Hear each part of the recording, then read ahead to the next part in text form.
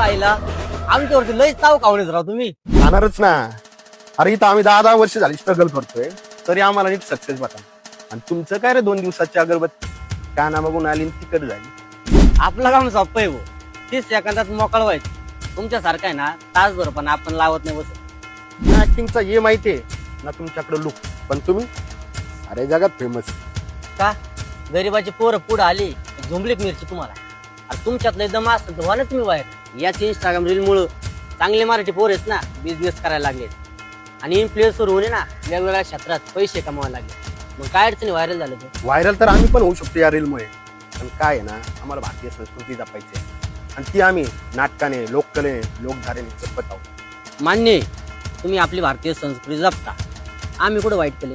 अरे ते सूरज चव्हाण गरीबाचा पोरग बिग बॉस जिंकते. तो डॅनी पंडित अरे एकटा वाघ अख्ख्या महाराष्ट्राला येड लावू शकतो. आणि समजा आम्ही आलोच कॅमेरा करायला तर वरची लॉबी आहे ना तुमची आम्हाला अडवायला तयार. काय येड्याची दुनिया आहे काय. येड्याची दुनिया नको म्हणू भाऊ. 30 सेकंदाची रील करून पण लोकांच्या मनावर राज्य करायला जिगर लागत. कळलं का.